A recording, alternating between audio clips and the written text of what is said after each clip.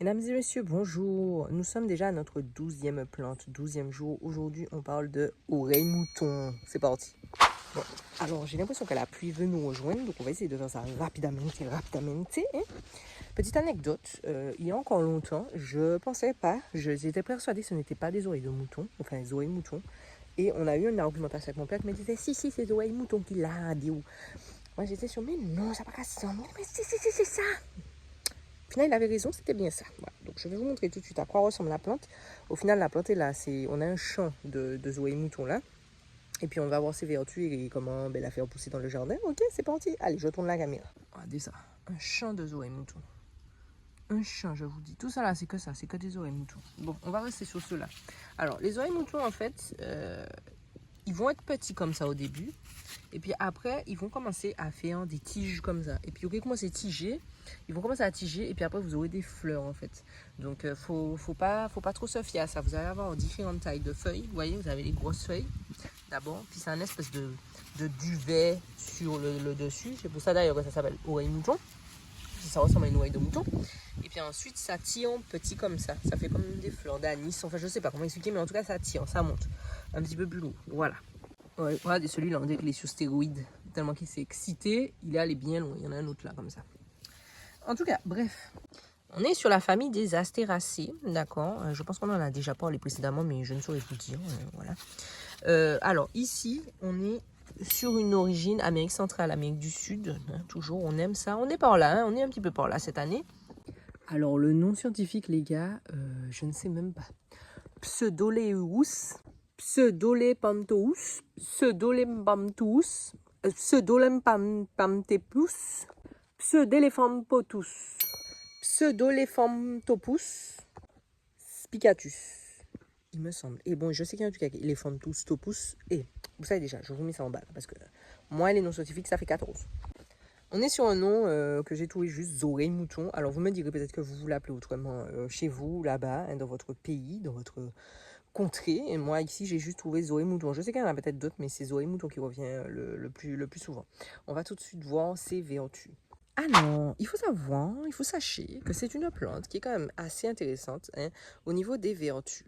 En général, vous allez souvent retrouver dans la littérature antillaise et en général quand vous demandez un petit peu autour de vous personnes un peu plus âgées qui l'ont utilisé, ils vont vous dire que c'est souvent utilisé pour les contusions, les entorses, les problématiques musculaires articulaires, pour faire des cataplasmes en fait, pour poser sur l'endroit qui vous fait mal pour avoir moins mal. Alors pourquoi? C'est parce qu'en fait il y a des molécules à l'intérieur, je crois que c'est de la saponine, en tout cas, il y a un truc à l'intérieur. Il y a une molécule à l'intérieur qui est rare, hein, qui est très rare et bénéfique, qui a un impact sur les foulures, les contusions, les problématiques rhumatisales et compagnie.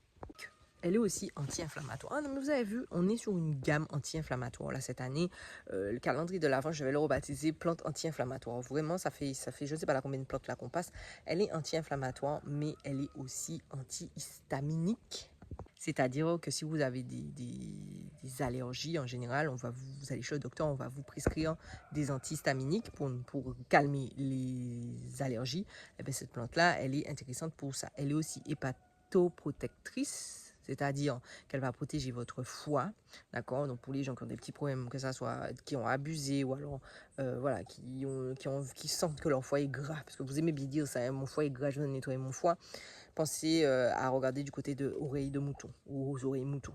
Enfin, elle est dite fongicide. Alors, on en a déjà parlé, par exemple, avec le NEM ou le cassia alata. C'est-à-dire que si vous avez des problématiques, alors que ça soit sur une base de champignons, donc ça peut être des dermatites, enfin, toutes les attaques de champignons, vous savez, quand vous avez la peau là, qui change de couleur vertiligo, même les taches de l'ota, enfin, toutes ces problématiques de peau, le oreilles mouton peut être intéressant aussi. Alors moi, je vous ai toujours dit, quand vous cherchez des plantes, regardez ce que font les voisins ailleurs. Ne regardez pas que ce que nous seulement, ici en Martinique, nous faisons. D'accord? Par exemple, à Trinidad, c'est les feuilles de Zoé Mouton, en fait, c'est aussi utilisé comme fébrifuge et le jus des feuilles, ok, ça là, c'est utilisé pour les conjonctivites. Les racines là, ça là, sous forme d'infusion, de décoction, c'est bon pour les diarrhées et la plante entière, plante lancon, tu vois, la plante entière comme ça, c'est bon pour les rhumes, les grippes, toutes ces problématiques là. ainsi que les troubles cardiaques. Donc en plus d'aider au niveau du foie, ça aide aussi au niveau de ton cœur. Tu vois, c'est tout bénef. Ensuite, à Haïti, apparemment, cette décoction des feuilles, en fait, c'est utilisé contre les vomissements. Et comme elle a de la saponine, sanopine, enfin, le truc que je vous ai dit là, en gros, ça fait de la mousse. C'est un peu comme ce qu'il y a dans le cri-cri. Eh bien, ça vous permet de faire un savon aussi avec. D'ailleurs, je vais l'utiliser pour me laver les cheveux, comme j'avais fait avec le cri-cri. Pour utiliser des shampoings, je commence à utiliser plus de plantes. Enfin, un autre bienfait qui est quand même assez intéressant, c'est qu'elle est, ça faisait longtemps, elle est expectorante, c'est-à-dire qu'elle va être bénéfique dans tout ce qui est pour les troubles respiratoires. Donc vous toussez que vous avez du mal, vous avez des bronchites, des choses comme ça, c'est votre meilleure amie. Ah oui. Elle est aussi héménagogue, donc elle va stimuler votre flux. Et si vous en prenez, si vous êtes enceinte, ben, ça va provoquer l'accouchement en fait. Je sais plus c'est où qu'ils l'utilisent pour provoquer l'accouchement, justement pour allez là. Ça fait longtemps là, t'as besoin de sortir, tu prends ça, c'est les racines. C'est les racines, tu prends ça et ça va te faire accoucher plus rapidement. Bien sûr, ben, elle est aussi dite abortif, puisque si ça fait ça quand vous êtes enceinte, dites-vous que c'est aussi abortif, puisque ça veut dire que ça va libérer you, quoi. Ça va enlever le fœtus. Écoutez, on va passer au jardin, mais il n'y a pas grand chose à dire dans le jardin. Vous avez vu, hein, regardez, il n'y a que ça là. Tout ça là, il n'y a que ça. Tout ça là, c'est que ça. Dans le jardin, c'est considéré comme une mauvaise herbe. Il y a des gens qui cherchent ça. Au lieu de mettre de la pelouse, en fait, vous pouvez mettre des oreilles moutons et quand vous mangez dessus, moi je trouve que c'est quand même c'est agréable en fait. Ouais, c'est plus agréable que quand vous marchez sur une pelouse de base. Donc c'est du 2 en 1 puisque c'est agréable au niveau des pieds. C'est agréable au niveau des pieds, mais c'est aussi intéressant puisque c'est bénéfique, puisque c'est médicinal. Voilà, vous voyez, du 3 en 1, du 4 en 1, du 7 en 1. Quand même qui aime beaucoup l'humidité. Ça ne poussera pas dans les endroits arides, genre aux salines en plein soleil.